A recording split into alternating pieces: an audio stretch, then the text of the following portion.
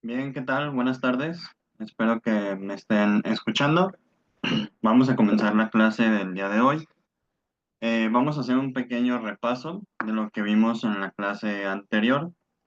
En la clase anterior vimos todo lo que tiene que ver con la noticia criminal y el inicio de una investigación. Esto obviamente en materia penal, ¿de acuerdo? Vimos que la noticia criminal se puede dar de diferentes maneras. Al menos analizamos lo que son tres maneras. Buenas tardes, José. Gusto en saludarte.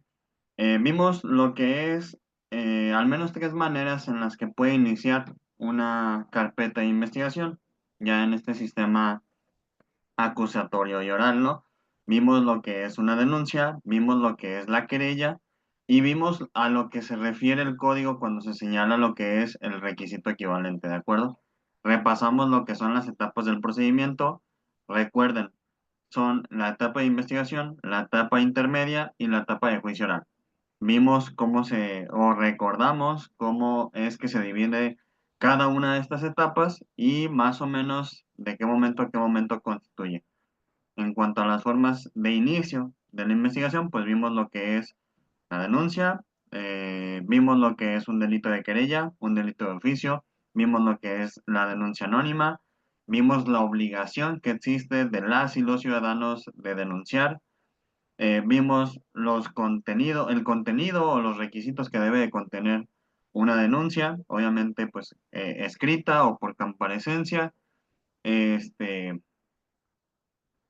Vimos también lo que es los casos de flagrancia y caso urgente, que es a lo que el código se refiere cuando se señala o se establece como requisito equivalente. En este caso, a mi interpretación, requisito equivalente se refiere a estos casos de flagrancia o caso urgente. ¿De acuerdo?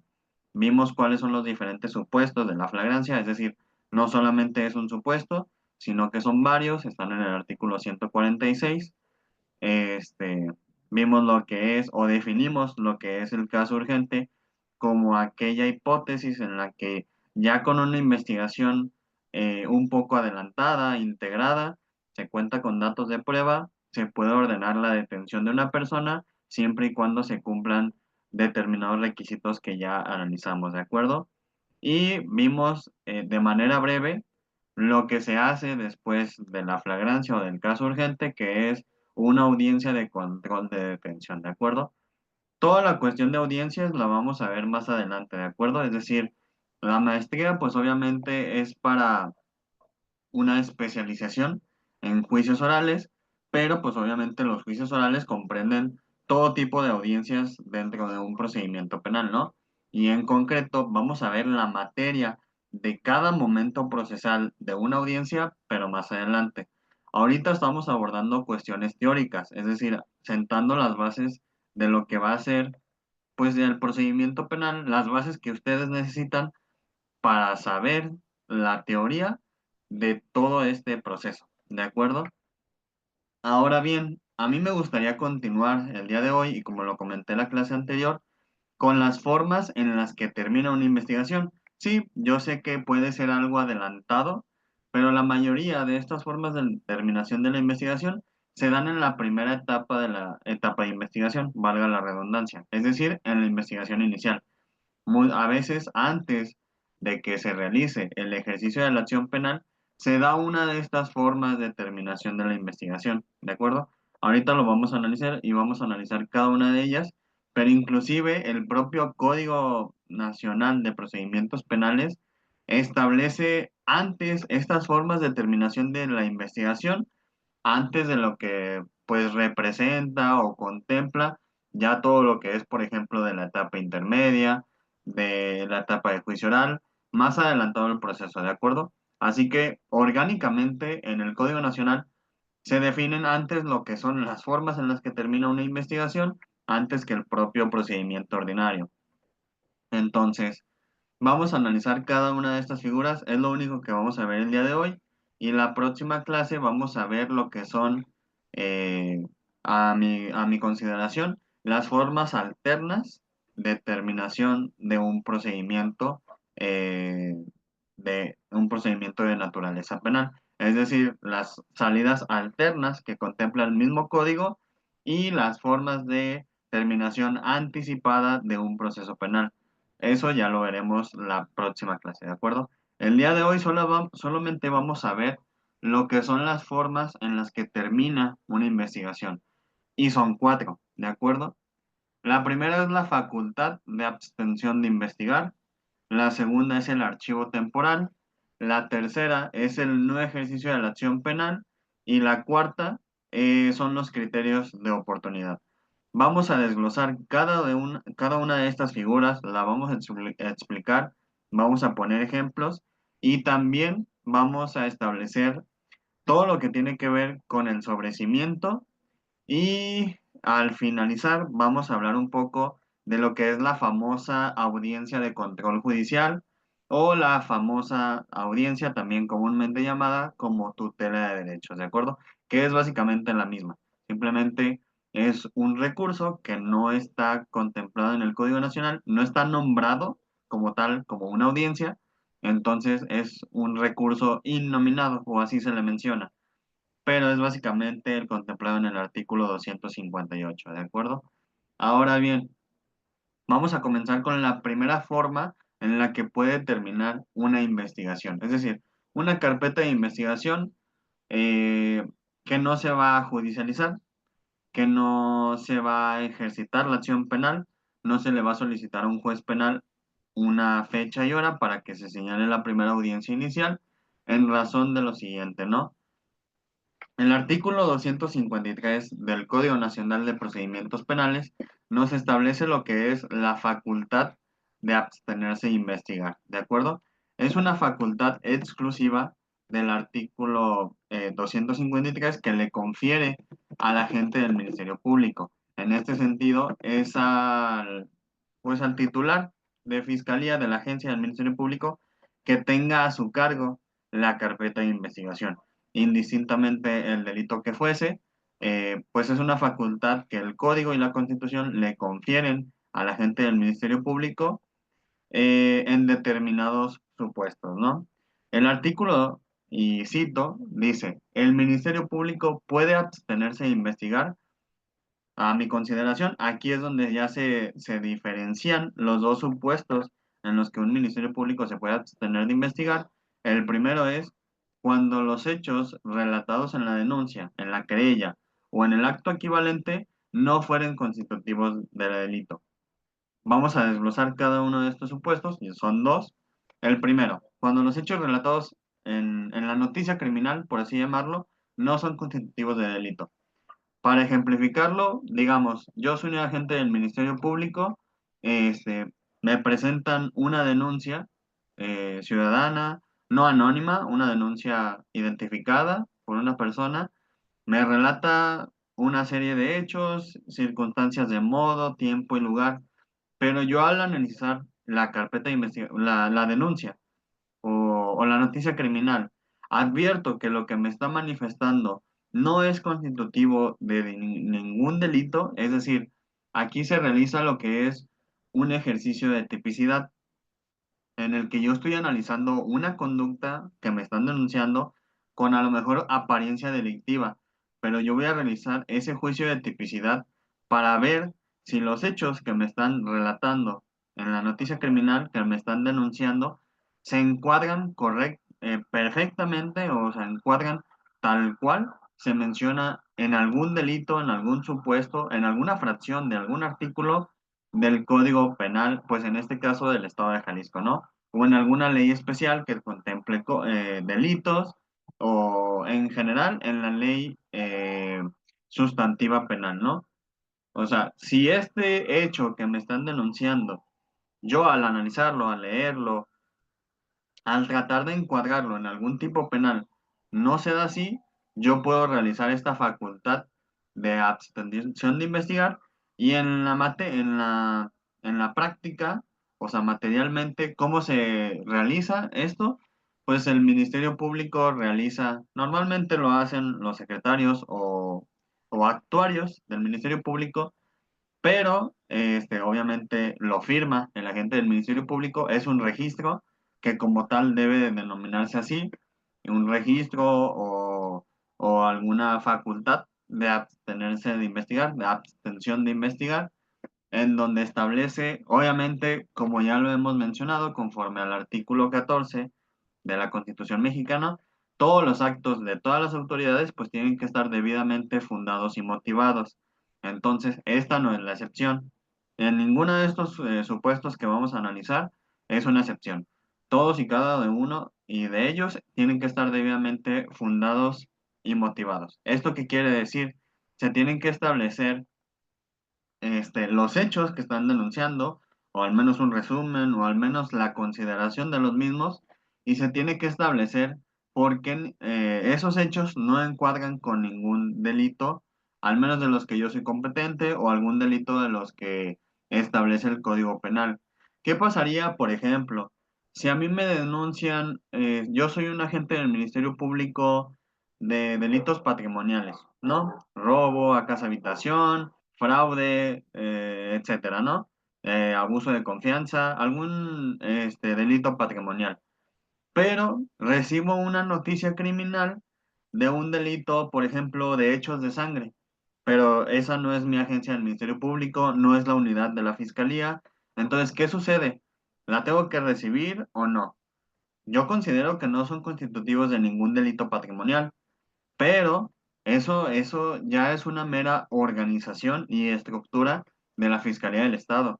Yo en ese caso estaría obligado de recibir la denuncia, la noticia criminal, recibirla y pronunciarme respecto a que a lo mejor soy incompetente para conocer de ese delito, pero hacer la gestión necesaria y tiene la obligación Fiscalía de recibir la denuncia, acordarla y remitir la original al área correspondiente de Fiscalía para que se proceda a su inicio y a su investigación. ¿De acuerdo?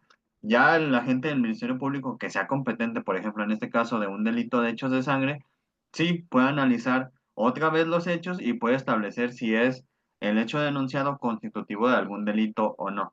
¿De acuerdo? Pero las denuncias siempre tienen que ser recibidas. En este sentido, ese es el primer supuesto de lo que al menos yo considero se puede realizar como una abstención de investigar, cuando los hechos relatados en la noticia criminal no son constitutivos de ningún delito, ¿de acuerdo? El otro supuesto está también en esta misma facultad y establece que es cuando de los antecedentes y de los datos suministrados en la noticia criminal se pueda establecer que se encuentra extinguida la acción penal o la responsabilidad penal del imputado. ¿De acuerdo? Yo creo que aquí sería el momento perfecto para establecer o enseñar lo que representa la acción penal.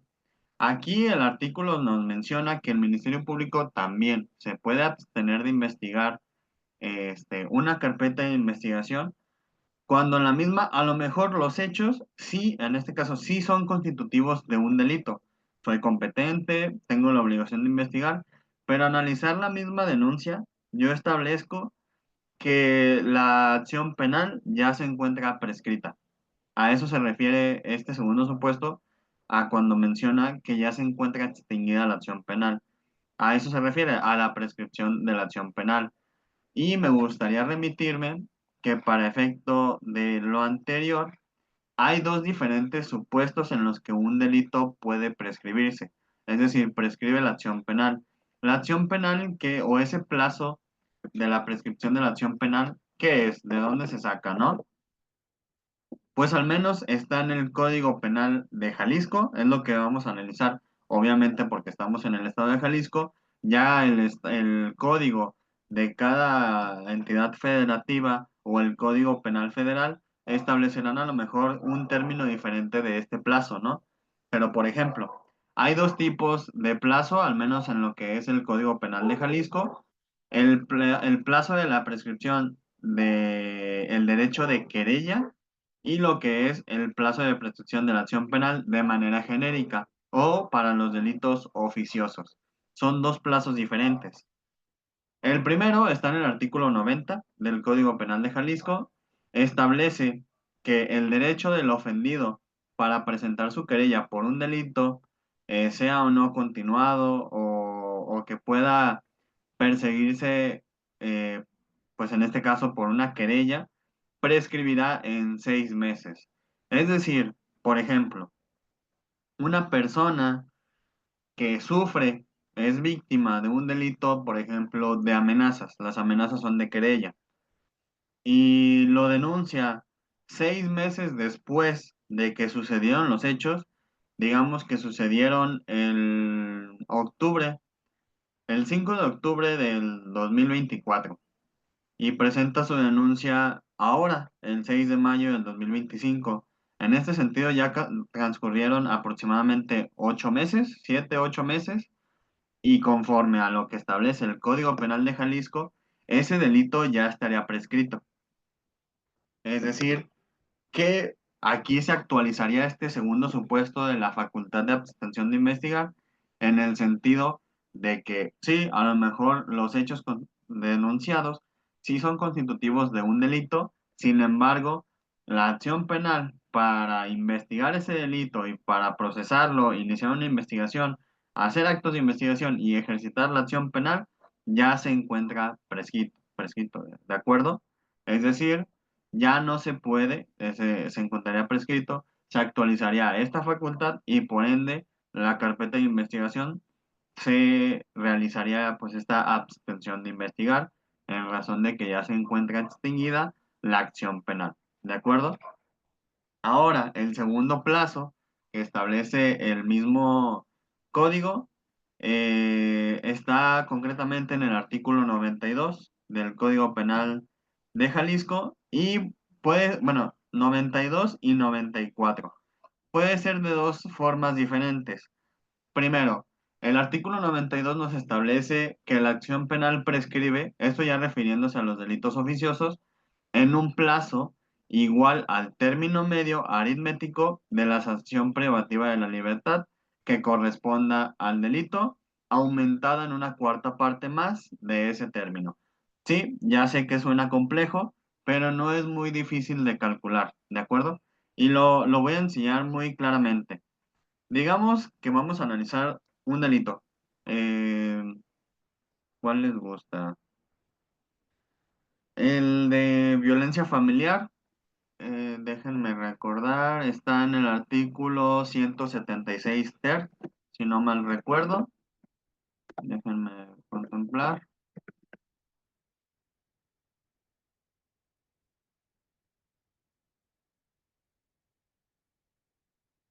Ok, sí, es el artículo 176 ter, el delito de violencia familiar y, por ejemplo, en el cuarto párrafo establece que este delito se le impondrán de 6 meses a 4 años de prisión.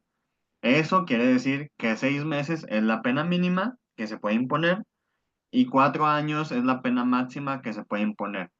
Ahora, el Código Penal establece que el plazo para establecer la prescripción penal de este delito es la media aritmética de la sanción privativa de la libertad que corresponde al delito, aumentada en una cuarta parte. ¿Cómo sacamos la media aritmética de la sanción privativa de la libertad? Aquí nos establece en el artículo 176, cuarto párrafo, que es de 6 meses a 4 años. ¿Cómo se saca la media aritmética? Es sumando ambos valores y dividiéndolo entre dos. En este caso, perdón, sumamos 4 años con 6 meses, fácil, lo que resulta son 4 años y 6 meses. Ahora, entre dos, esto quiere decir que son 2 años y 3 meses, ¿de acuerdo? Esa es la media aritmética, 2 años y 3 meses. Ahora, el código nos establece más una cuarta parte o aumentar una cuarta parte de ese término. Es decir, la cuarta parte de 2 años y 3 meses. ¿Cuánto sería? Si son 2 años, una cuarta parte serían 6 meses y de 3 meses la cuarta parte son mes y 15 días.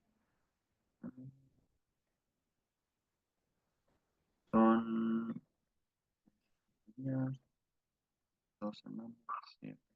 Supongamos que 3 semanas, aproximadamente, 3 semanas y 12 horas. Entonces, vamos a sumar lo que son 2 años y 6 meses más,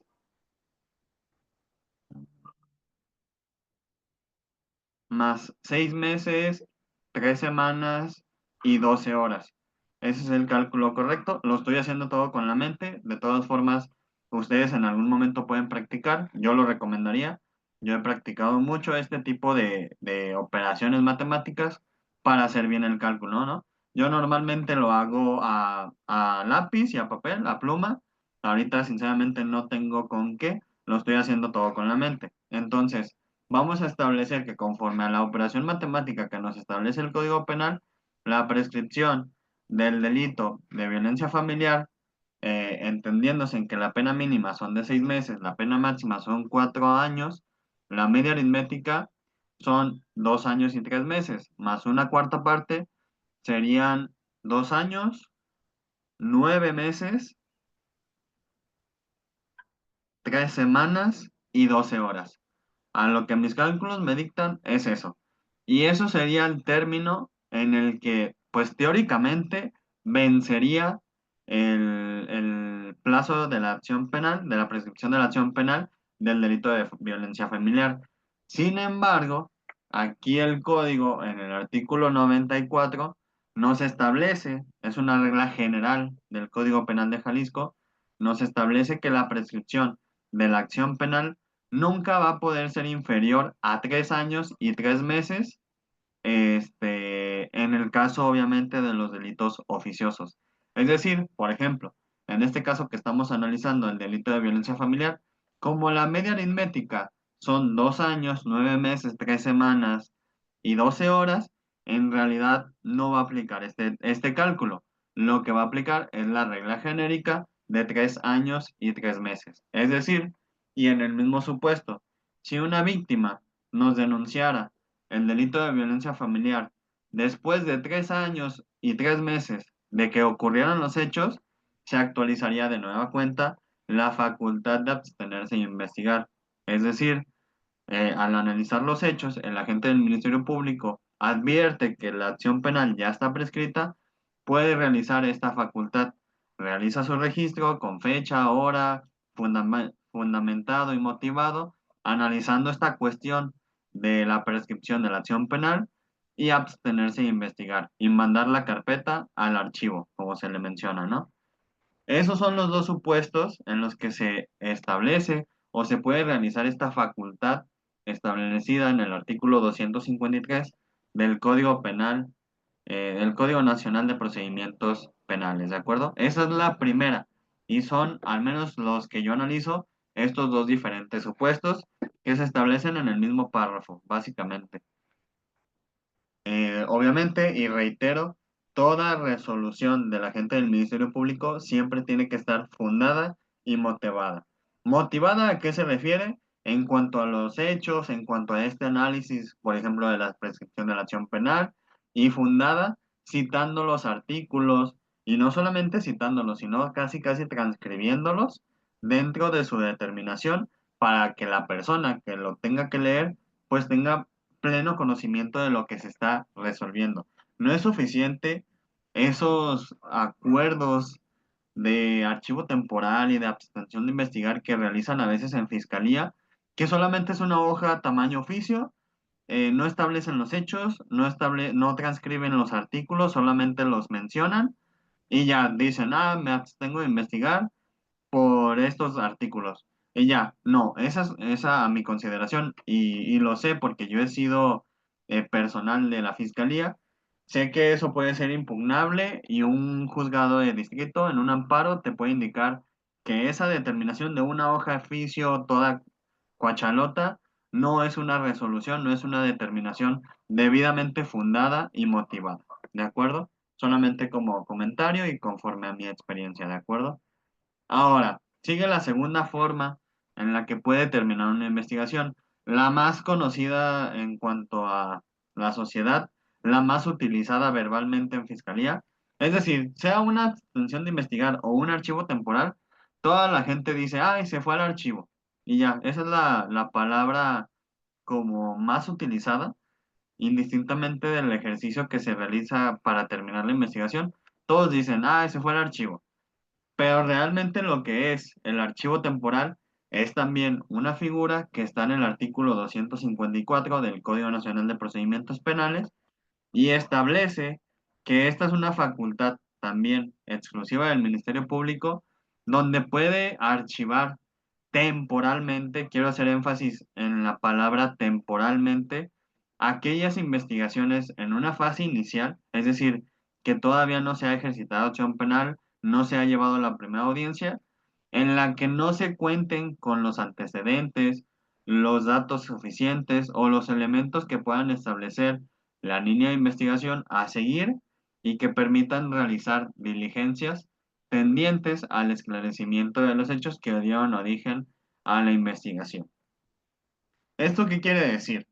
Quiere decir que, por ejemplo, eh, a mí me presentan una denuncia en contra, no sé, digamos que fue por el delito de lesiones, ya concretamente con algún tipo de ejemplo. Yo voy caminando por la calle, voy solo, ya voy algo tarde, este, digamos que es en el centro y hay una multitud de gente a mi alrededor que también están caminando en diferentes, ¿cómo decirlo? En diferentes direcciones y de repente alguien me mete un puñetazo, pero un puñetazo sabroso. Lesiones, parte médico, ya se la saben, ¿no?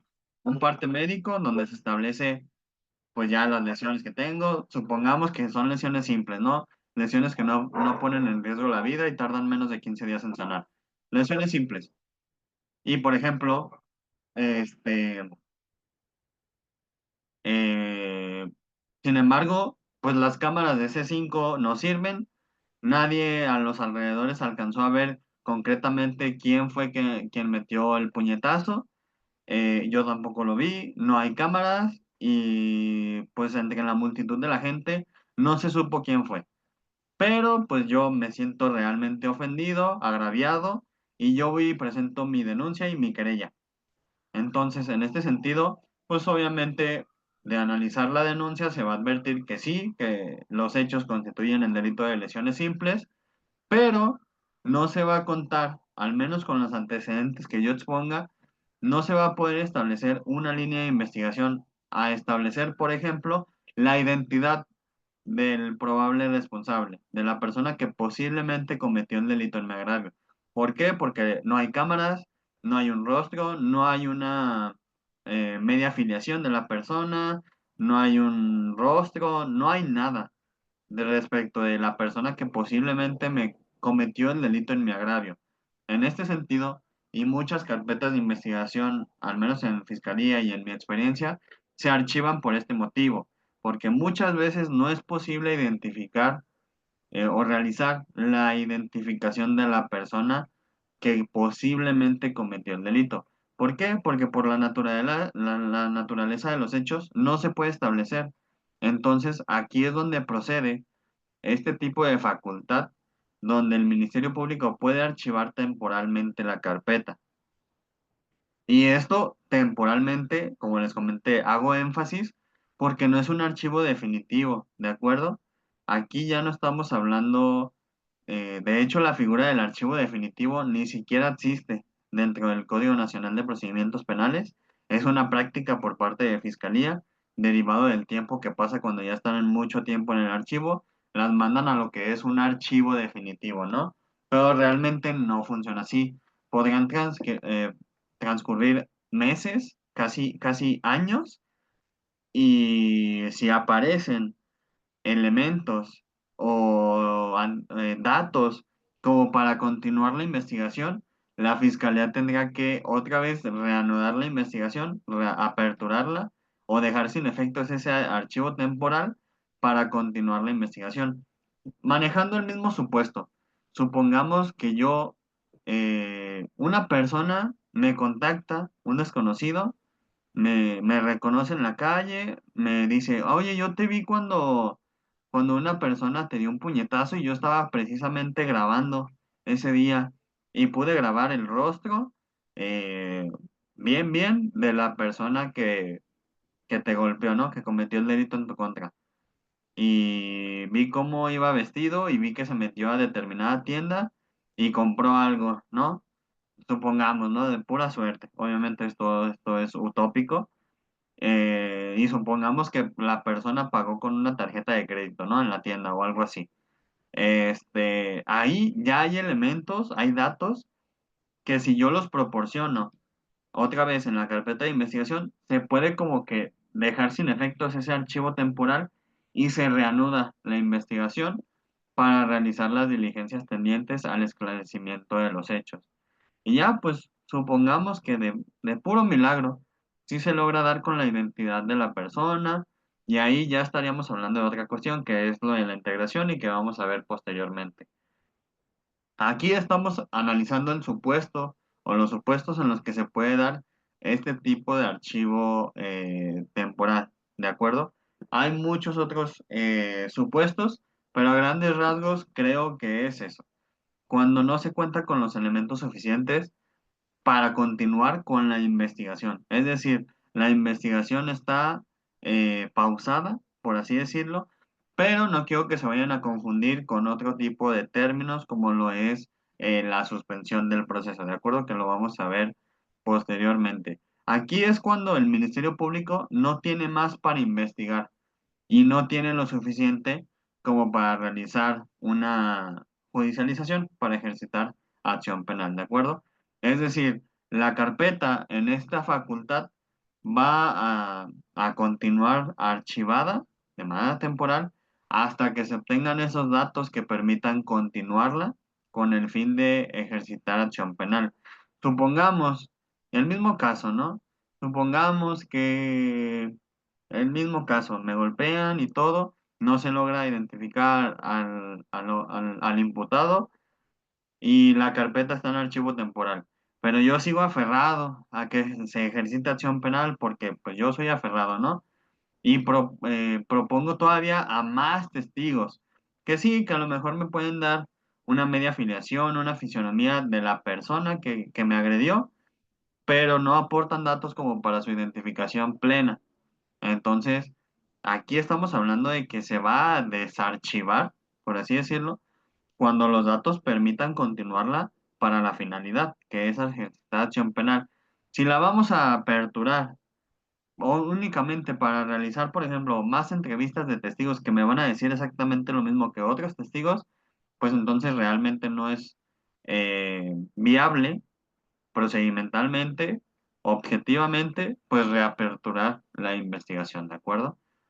Eh, me comentan o me comentas, José, si hasta aquí tienes alguna duda de estas dos primeras figuras, ¿de acuerdo? Son las dos figuras más comunes que se van a encontrar en la práctica respecto a la forma en la que puede terminar una carpeta de investigación y principalmente, de acuerdo, principalmente se dan en lo que es la investigación inicial, es decir, antes de que se ejercite acción penal, ¿de acuerdo? Y con eso me gustaría partir a la siguiente figura. La siguiente figura está en el artículo 255 del Código Nacional de Procedimientos Penales y establece o se denomina el no ejercicio de la acción penal. Esta ya cambia un poquito, ya es un poquito más avanzada. El código establece que es una facultad del Ministerio Público antes de que se celebre la audiencia inicial. ¿Eso qué quiere decir? Significa que en la carpeta de investigación ya se ejercitó, perdón, acción penal. Es decir, ya se giró ese oficio donde se consideró que, bueno, al menos el Ministerio Público a cargo o que giró el oficio, consideró que ya tenía los elementos suficientes para ejercitar acción penal y para llevar la primera audiencia. Y por lo tanto, giró el oficio a los juzgados de control y oralidad y se señaló ya una fecha y hora. Sin embargo, en el transcurso del tiempo en lo que llegaba la audiencia, cambió el agente del Ministerio Público, cambió de titular, no la agencia. Y al revisar la carpeta y revisar la judicialización, se da cuenta de que realmente aún no cuenta con los elementos necesarios y no hay tiempo suficiente para realizarlos antes de que se celebre la audiencia, ¿no? Supongamos, un ejemplo. Ahí es cuando el Ministerio Público, o simplemente no solamente que no tenga los elementos necesarios, sino que inclusive no considere que los hechos no son constitutivos de delito, que realice un diferente análisis de tipicidad, que analice otra vez los hechos y considera que realmente no se cometió un delito, o al menos el delito por el que se judicializó. A lo mejor es otro, pero faltan más actos de investigación, ¿no? Supongamos. Entonces, esta facultad se va a dar antes de la audiencia inicial. Materialmente, como se ve, obviamente es otro oficio que va a realizar el Ministerio Público, en donde le va a solicitar al juez de control deje sin efectos la audiencia, es decir, se cancele la fecha y hora de la audiencia que se estableció. Este oficio o esta facultad es igual, es un registro que el Ministerio Público realiza dentro de la carpeta de investigación, pero este registro, también fundado y motivado, pero requiere de la autorización del procurador o del servidor público en quien delegue la facultad, es decir, de un superior jerárquico. Por ejemplo, de, no sé, digamos que de la Fiscalía Especial en Derechos Humanos o Vicefiscalía, creo que ya se llama, si un agente del Ministerio Público quiere realizar un no ejercicio de la acción penal, tiene que estar autorizado al menos por su director o por el propio vicefiscal de derechos humanos, ¿de acuerdo? Es decir, tienen que revisarlo y tienen que autorizarlo, ¿de acuerdo?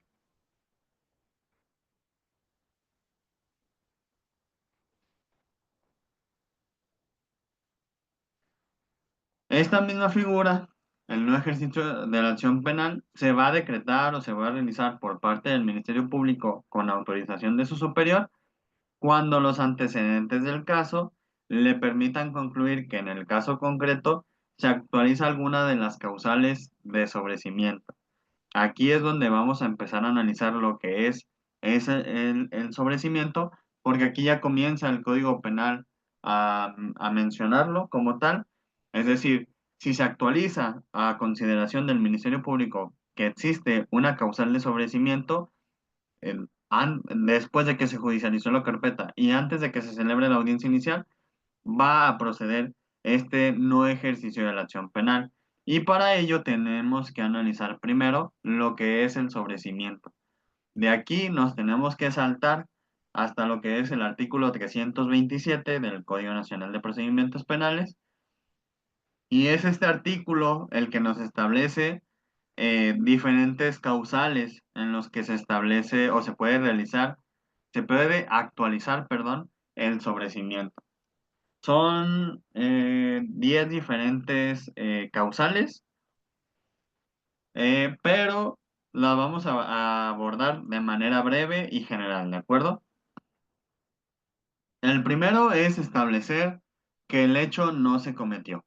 Digamos que, no sé, voy a utilizar ejemplos un poco burdos, pero digamos que una víctima me denuncia un hecho que sucedió en la calle, tal día, a tal hora, con determinadas personas intervinientes, ¿no? Un agresor, la víctima, y que sucedió un hecho delictivo, ¿no? Independientemente el que fuera. Pero digamos que durante la etapa de la investigación inicial y antes de que se celebre la audiencia inicial, la defensa pro- eh, proporciona un video de una cámara de seguridad que apunta a ese lugar y se establece la fecha y la hora. Yo lo cotejo, doy con, no sé, con ciencias forenses, se coteja que es verídico el video y yo ya no tengo materia. O sea, básicamente todo lo que yo tenía integrado dentro de la carpeta de investigación se me tumbó con ese video, ya que ese video me actualiza que el hecho realmente no se cometió, que no fue en ese día, que no fue en esa hora y que realmente nunca estuvieron presentes los intervinientes, ¿no? Que fue una mentira, por así decirlo. Entonces, en ese sentido, se actualizaría esta primera causal de sobrecimiento y yo realizaría, bueno, como agente del Ministerio Público, realizaría lo que sería la facultad de no ejercicio de la acción penal, ¿de acuerdo? La siguiente causal es cuando el hecho cometido no constituye delito. Este, el mismo supuesto, ¿no? Con un video se acredita que en ningún momento la persona toca a otra, ¿no? En el delito de lesiones. Sí, a lo mejor discuten y a lo mejor puede ser constitutivo de otro delito, pero al menos del delito de lesiones, por ejemplo, no. Porque las personas en el video se ve que ni siquiera se tocan, que no hay golpes, que no hay agresiones físicas y por ende yo voy a realizar ese no ejercicio de la acción penal por el delito de lesiones, ¿no? Supongamos. Eso sería, por ejemplo, el segundo supuesto. El tercero es cuando apareciere claramente establecida la inocencia del imputado. El mismo supuesto y se puede dar de manera similar, que en un video, por ejemplo, se establezca que en ningún momento el imputado pues cometió el delito o los hechos que se denunciaron en su contra. Supongamos que igual a través de un mismo video donde se establece que en ningún momento hubo una agresión física, ¿no? Ahí, pues como tal, ya se va a establecer que, pues su inocencia, se ve evidentemente su inocencia, ¿no? Y por ende también puede ser una causal de sobrecimiento y se realiza el no ejercicio de la acción penal. La cuarta es cuando el imputado esté exento de responsabilidad penal. Por ejemplo, digamos que fuera, mm, no sé, una persona inimputable fuera un niño, niña menor de 12 años, cuando fuera una persona de la tercera edad ya avanzada, en estado senil, este, diferentes causales, ¿no? Que establece el propio Código Nacional de Procedimientos Penales, cuando un imputado puede estar exento de responsabilidad penal. Por ejemplo, si también ya estuviera prescrito y el Ministerio Público no lo analizó y después el imputado lo manifiesta, ahí también sería un no ejercicio de la acción penal, ¿de acuerdo? De esto porque ya la carpeta estaría judicializada, pero no se ha celebrado la audiencia inicial, es como un pequeño limbo en el que se puede promover este no ejercicio de la acción penal. La quinta es que agotada la investigación, el Ministerio Público estime que no cuente con los elementos suficientes para fundar una acusación.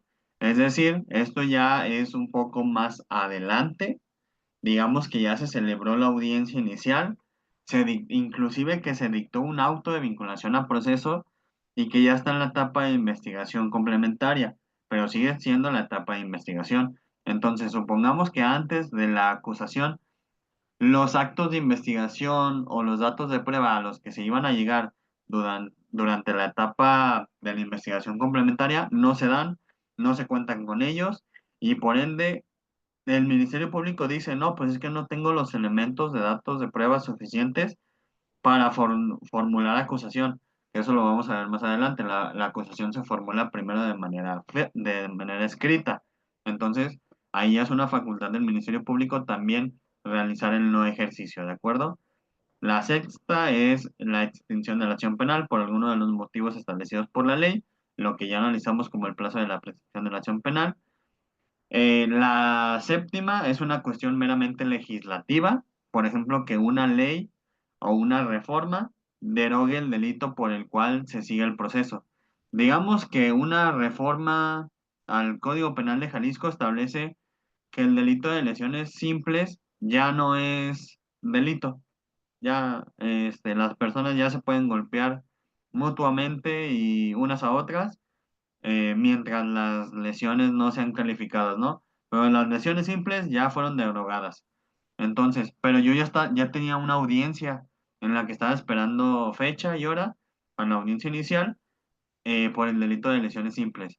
Pues mi chavo se te cancela porque ahí se actualizaría una causal de sobrecimiento, que sería eso, una reforma, una ley que deroga ese delito y por ando positivamente ya no se puede ejercitar acción penal por ese delito, ¿de acuerdo?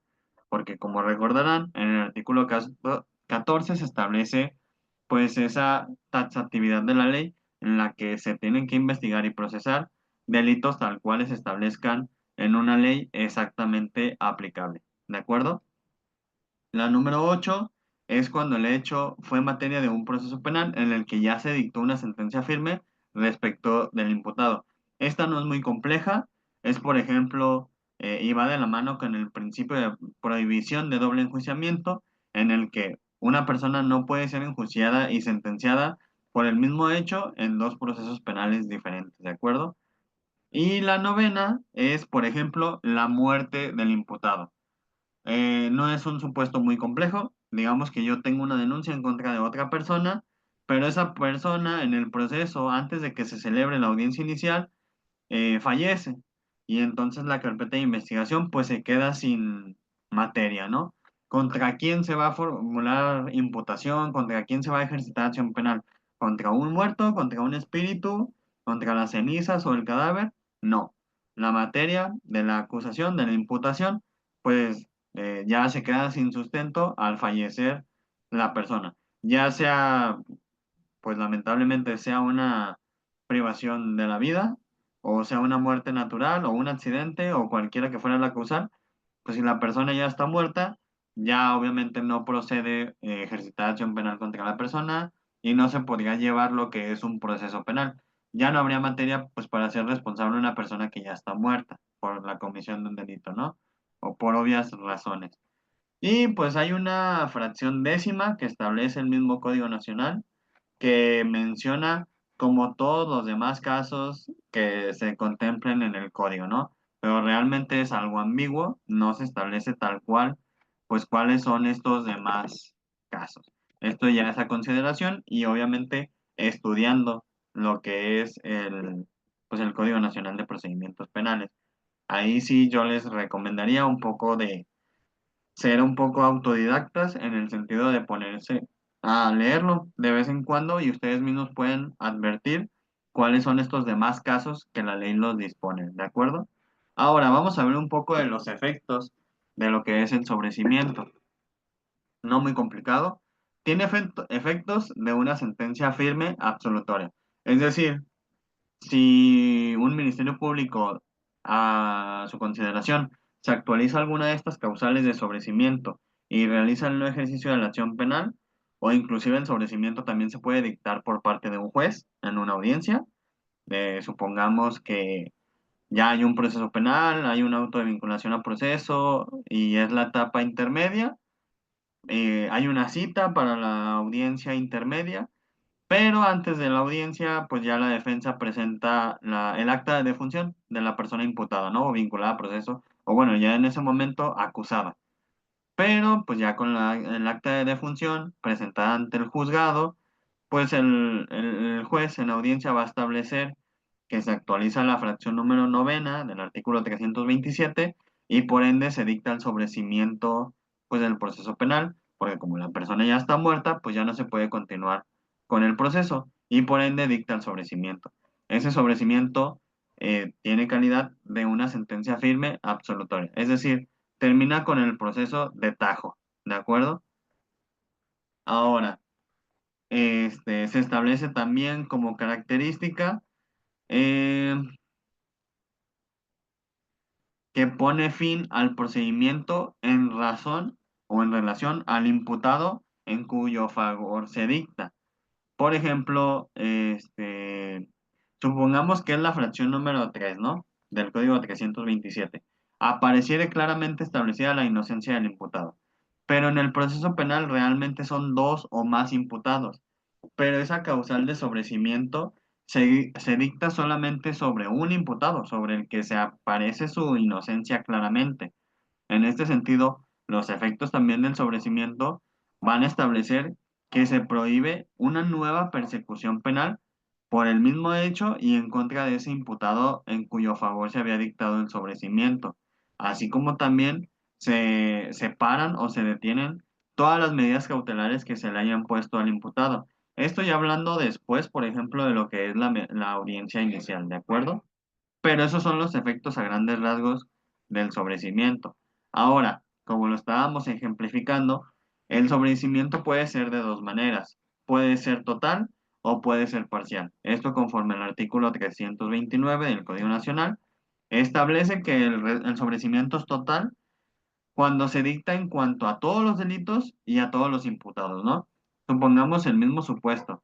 Es un proceso penal en el que se cuenta con dos o más imputados, pero el sobreseimiento total los va a incluir a todos y va a incluir todos los delitos. Es decir, va a terminar con el asunto. Sin embargo, también está lo que es el sobrecimiento parcial. Es un sobrecimiento distinto en el que se va a dictar respecto de algún delito o algún imputado, es decir, no todos. De las personas que fueron vinculadas a proceso en un proceso penal, si se dicta un sobreseimiento parcial, se tiene que establecer sobre quién de los imputados se va a dictar ese beneficio, por así decirlo, porque se termina el proceso para él, pero va a continuar el proceso por los demás delitos o por los demás imputados, ¿de acuerdo? Ahora bien, ya para finalizar esta figura del no ejercicio de la acción penal, pues establece que el no ejercicio de la acción penal también tiene efectos de prohibir una nueva persecución penal por los mismos hechos, salvo que sean otros hechos, o sea, hechos con circunstancias de modo, tiempo y lugar diferentes, o que sea un delito en contra de otra persona, ¿de acuerdo? Eso es lo que establece a grandes rasgos esta figura del no ejercicio de la acción penal. Si hay alguna duda o comentario, con gusto lo atendemos, ¿va?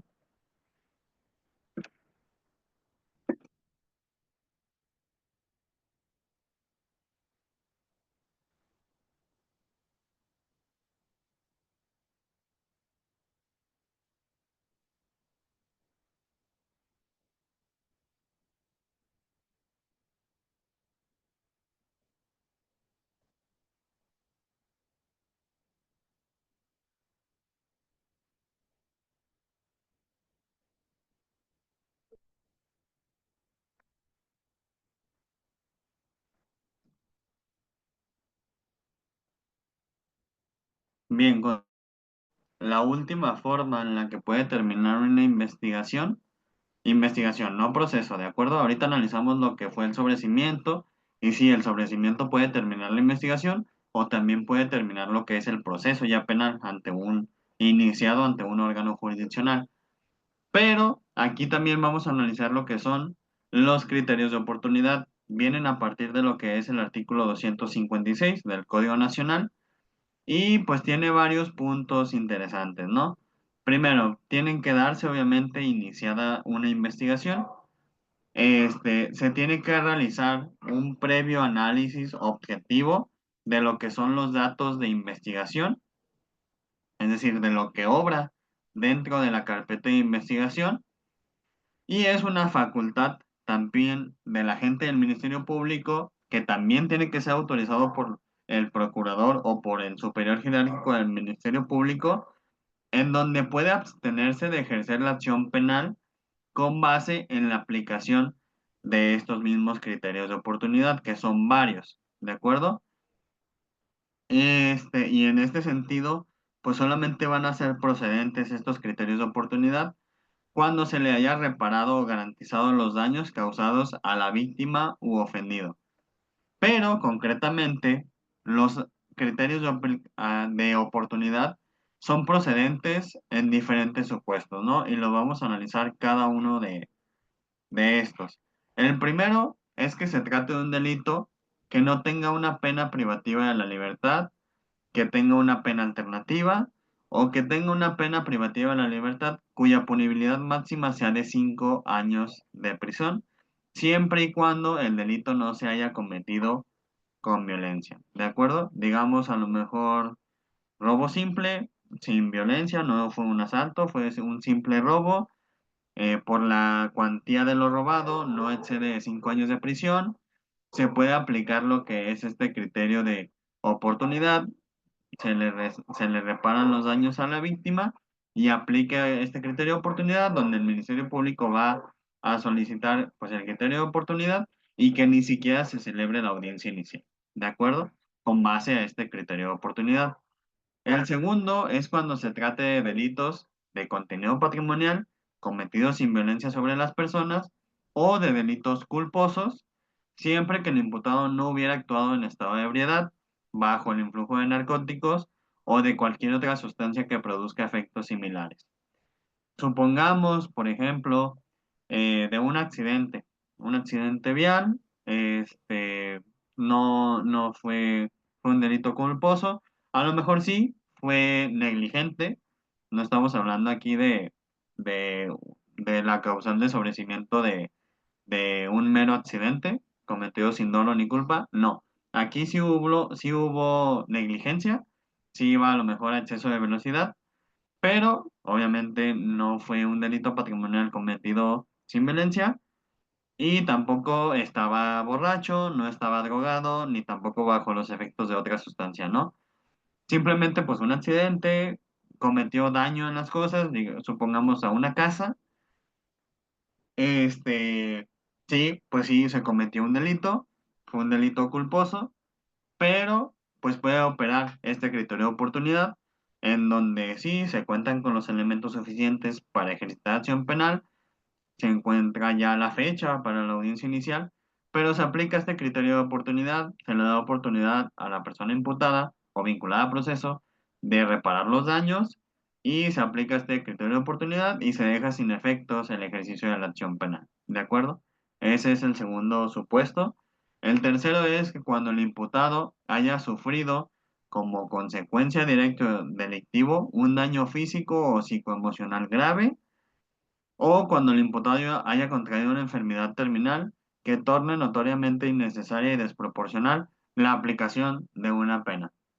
Supongamos el mismo supuesto, ¿no? Un choque, un delito, culposo, patrimonial, sin violencia sobre personas, pero es un supuesto diferente. Aquí el imputado sí terminó, derivado del delito, con alguna pues consecuencia física, un daño grave, por ejemplo, supongamos que quedó en estado de coma, ¿no? Derivado del accidente, del choque. Pues si la persona está en coma realmente o en una enfermedad terminal, pues realmente cuál es la necesidad de seguir con el proceso penal si realmente la pena que se le puede imponer no es ni necesaria ni es proporcional.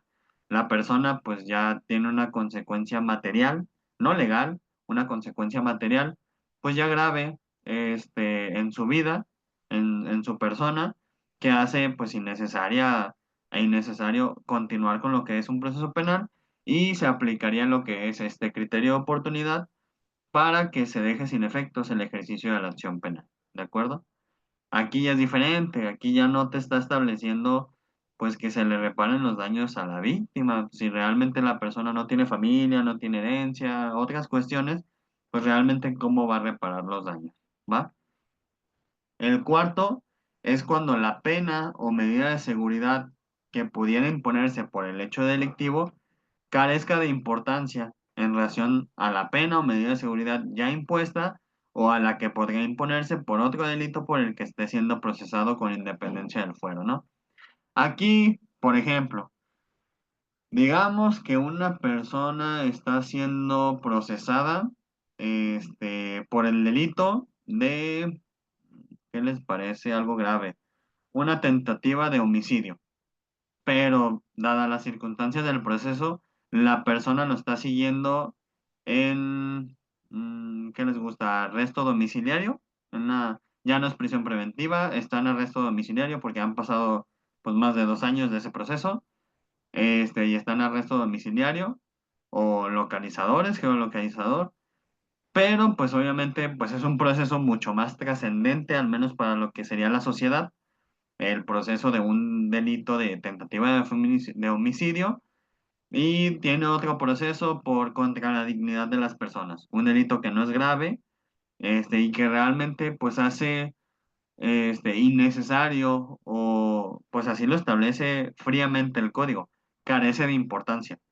Es más trascendente la pena que se le puede imponer por la tentativa de homicidio que la pena que se le puede imponer por contra la dignidad de las personas. Realmente, si la persona está siendo procesada por un delito así de grave, pues qué tan relevante es el procedimiento de otra denuncia así. Sí, se va a investigar, se puede vincular a proceso, pero realmente que trascienda, que se vaya a imponer una sentencia, pues no. Aquí es cuando el Ministerio Público puede ejercitar esta acción de un criterio de oportunidad con base en pues en este criterio, ¿de acuerdo? El quinto es cuando el imputado aporte información esencial y eficaz para la persecución de un delito más grave del que se le imputa y se comprometa a comparecer en un juicio, ¿no? Son casos muy complejos, pero es el típico caso anglosajón, es decir, americano, estadounidense, en el que pues delata a otra persona, delata un delito más grave, algo que hace que lo suyo sea menos relevante y que la información que está proporcionando para la investigación de un delito más grave sea relevante.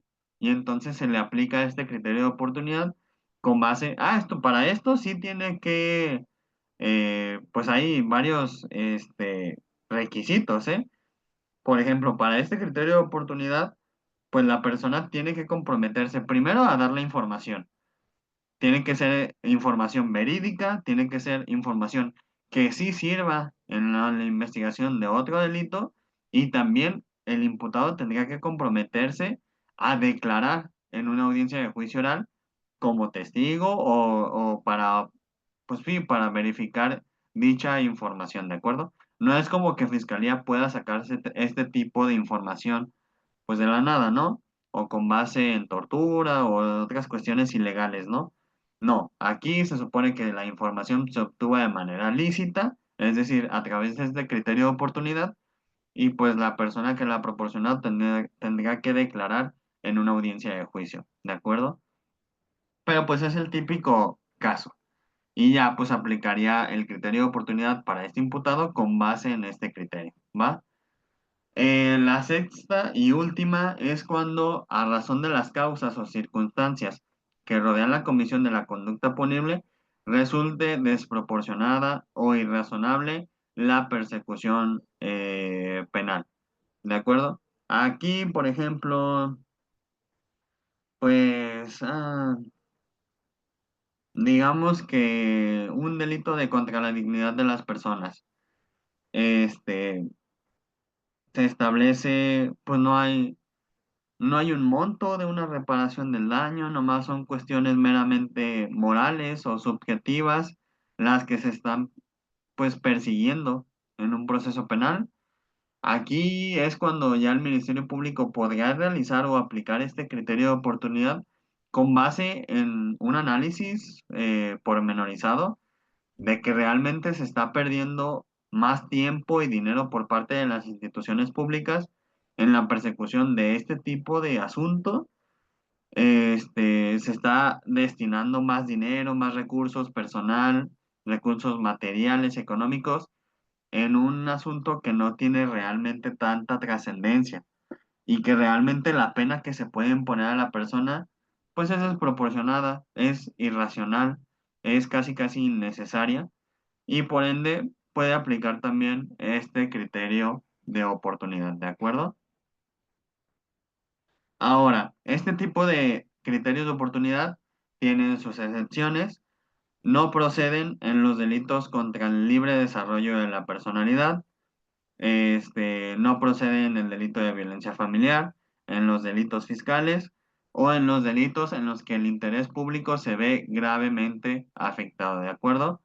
Como ya lo mencioné, pues los criterios de oportunidad se ordenan por el Ministerio Público en cualquier momento de lo que es el procedimiento penal y hasta antes de que sea dictado un auto de apertura a juicio oral. Es decir, los criterios de oportunidad contemplan todo lo que es la investigación, la etapa de investigación y la etapa intermedia, hasta antes de que en la audiencia intermedia se dicte un auto de apertura de juicio oral. Como regla genérica y para su conocimiento, un auto de apertura a juicio oral, cuando se dicta, ya no hay vuelta atrás, ¿de acuerdo? Ya es ahora sí, sí o sí se celebra el juicio oral, ¿de acuerdo? Como ya lo mencioné, los criterios de oportunidad también requieren de una autorización del procurador o del superior jerárquico del Ministerio Público. El criterio de oportunidad extingue la acción penal para el que se le beneficia, pues es decir, para el imputado al que se le otorga el criterio de oportunidad, pero como les mencionaba, en el artículo quinto, en el supuesto de la fracción quinta, tiene que comprometerse a que va a comparecer al juicio de ese delito más grave que está siendo investigado a rendir su testimonio. ¿De acuerdo? Eso es todo lo que contemplan estas cuatro figuras en las que puede terminar una investigación Y estas cuatro figuras, pues realmente no son impugnables a través de lo que sería un recurso de revocación o de apelación, sino que el medio de impugnación que tienen las partes para impugnar esta decisión de un ministerio público, porque como ya vimos, las cuatro son decisiones o son facultades del ministerio público, el medio de impugnación idóneo es el artículo 258, que se denomina o está innominado como control judicial. Este artículo establece lo relativo a las notificaciones y al control judicial de estas cuatro formas de determinación de la investigación. Establece que estas determinaciones deben ser notificadas a la víctima u ofendido. Principalmente, ¿por qué? Porque es a quien más le puede interesar que se continúe con la investigación y con el proceso penal, ¿no? Al tener derecho a la reparación del daño, al querer que se sancione a las personas, etcétera, etcétera, ¿no? Puede depender de la postura. Pero estas determinaciones tienen que ser debidamente notificadas a la víctima. Ojo aquí, aquí sí me gustaría hacer énfasis de que este deber de notificar a las víctimas ofendidos es tal cual una obligación que tiene la fiscalía. No es simplemente, ay, me dio flojera, no voy a hacer las diligencias necesarias para su notificación y simplemente voy a notificar por estrados. No, esto no funciona así. En casi todas las carpetas de investigación, las víctimas tienen domicilio físico o personal, tienen números de teléfono, inclusive a veces hasta correos electrónicos. Y la notificación tiene que ser personal, de acuerdo conforme a lo establecido en el artículo 82. La notificación de esta determinación obviamente es trascendente y tiene que ser notificada personalmente. Tienen que agotarse el domicilio, los números de teléfono, WhatsApp, llamadas, correos electrónicos, todo, pero tiene que identificarse la persona y confirmar que recibe la notificación. Si no la confirma, al menos yo consideraría que no está debidamente notificada, ¿de acuerdo?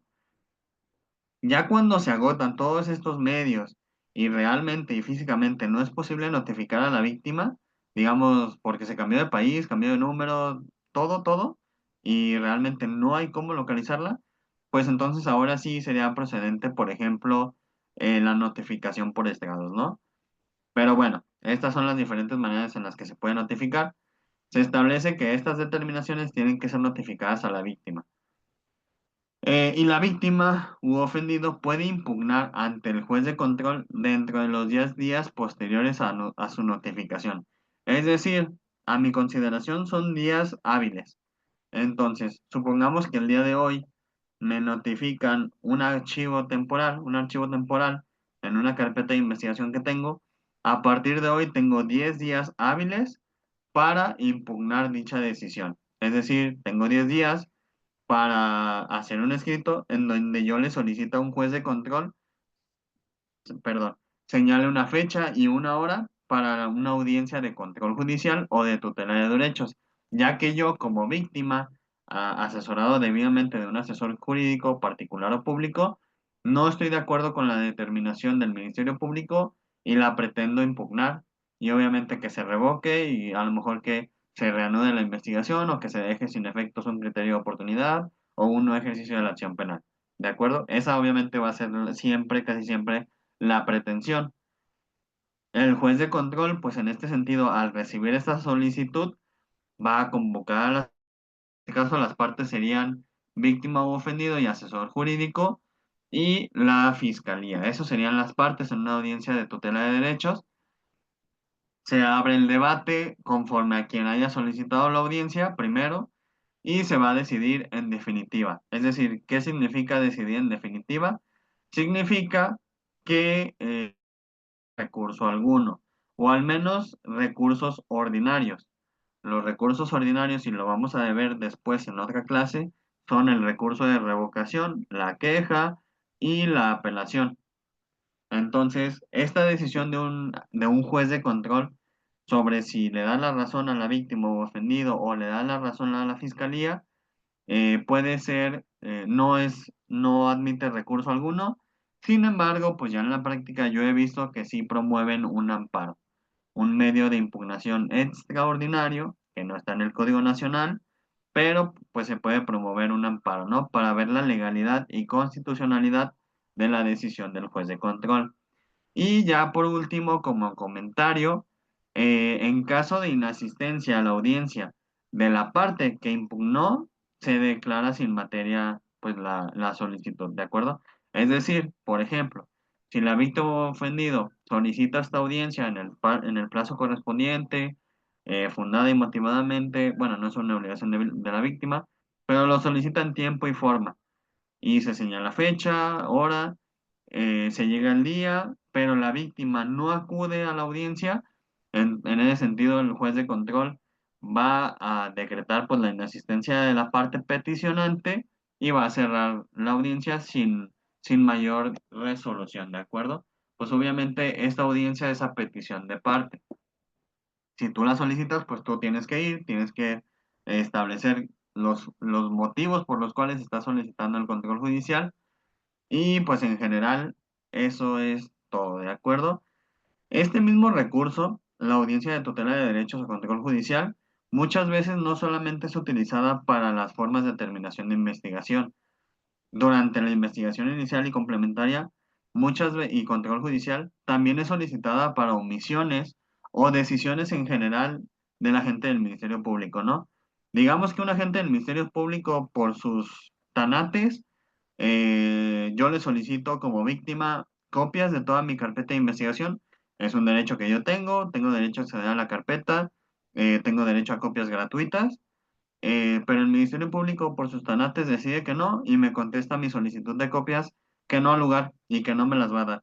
Ahí yo puedo promover en el plazo de 10 días hábiles posteriores una audiencia de control judicial en donde pues yo le voy a manifestar al juez que el Ministerio Público no me quiso dar las copias conforme a mis derechos y pues ya el juez va a decidir, ¿no? El Ministerio Público también va a poder debatir y ya se decide, ¿no? No siempre esta audiencia, este recurso, es en contra de una de las formas de terminación de la investigación que ya vimos.